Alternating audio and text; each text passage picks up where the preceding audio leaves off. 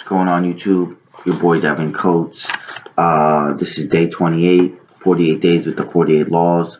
Law number 20, enter action with boldness, judgment. If you're unsure of a course of action, do not attempt it. Your doubts and hesitations will infect your execution. Timidity is dangerous.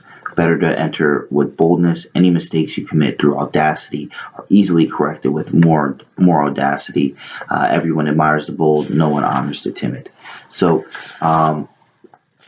what this chapter is pretty much all about is just obviously interaction with boldness and the problems if you don't.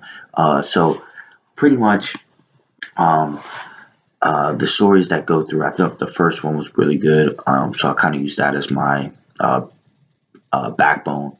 Basically, Lustig, and I think he came up in another one with like a boxer. He basically convinces these people, these big time scrap metal guys, that he's selling the Eiffel Tower, that the government's getting rid of the Eiffel Tower. They're going to sell the scrap metal to somebody because they can't afford to repair it.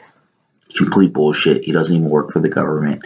And long story short, he convinces this guy of it.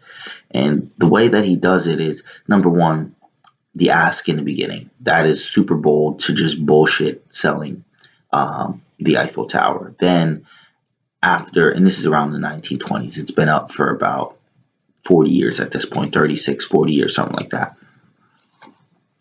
The guy's actually about to back out when he's really about to close the deal, bringing the check, because he doesn't understand why he hasn't spoken to any government officials. He hasn't heard about it. And at the very end, instead of Lustig kind of getting nervous and backing out, he basically asked the guy for a little bit more money to kind of grease his palms. He's getting underpaid. And once he asks for this bribe, it really sets the other guy a lot more calm about the situation, because he's like, okay, now it's real, because every government official I talked to lies about it. So he actually was bold twice. So it was kind of like any mistake you make, interaction with boldness again. He cons this guy.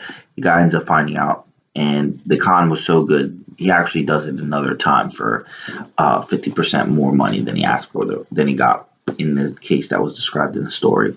But the whole point of this enter with boldness is that when you enter with boldness, it puts people back on their heels. It gives people less time to think, less time to maneuver, less time to do things.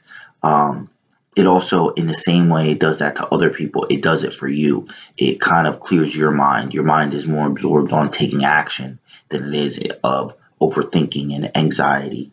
And if you think about this in any form of things that you're doing, so I know I work in sales.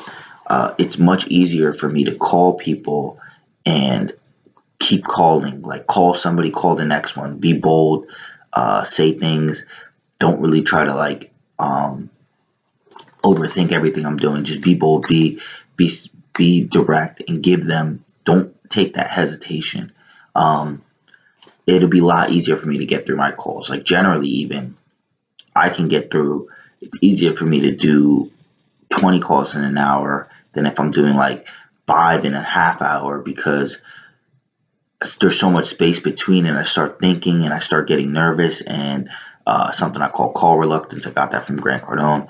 But because I'm being timid, I'm being shy, it kind of is infecting my mind and my decision making in the future. So it puts other people on their heels, but it also puts you on your heels when you're not bold. When it gives you momentum when you do act bold, and you act in a bold manner in rapid succession.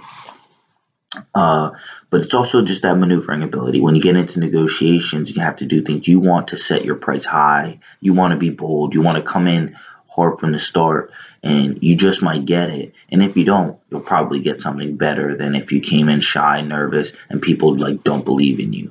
You know, the last story I'll kind of do, and this is just part of natural selection. I mean, when people smell blood in the water, regardless if they're mean or not, it makes an effect. I remember going to the dog park one time, and my friend's dog is not too socialized, but basically going to the dog park, 0.2 seconds of letting this dog out, it fucking bolts after some dog that starts crying and flipping out, and we're all scared and we're nervous because my friend kind of feels like he's fucking shit up. So he grabs his dog, pulls her to the side, and then we kind of start talking to the other people. And again, apparently it's a common occurrence that this one German Shepherd always gets attacked. And you watch it, it's because it's timid, it's shy, it's not like the other dogs. It has that fear smell on it. And instead of putting other dogs on its heels, it puts the other dogs in a position where it's like, we can attack this dog, let's jump on it, regardless if the dogs are mean or not. So that's just kind of like a primitive way of like looking at it. And we still have all those emotional ideas. I know we like to think because we have society and shit, we're way different than other animals, but those kind of emotions and noticing who's weak in the room and then piling up on who's weak in the room. Everybody has a friend group where there's that one friend that always gets shitted on. It's natural. It's what happens, and it happens when you're timid too much. So interaction with boldness. That's it for this one. Pick up your copy of 48 Laws of Power in the link in the description below. Like, comment, subscribe. Until next time, peace.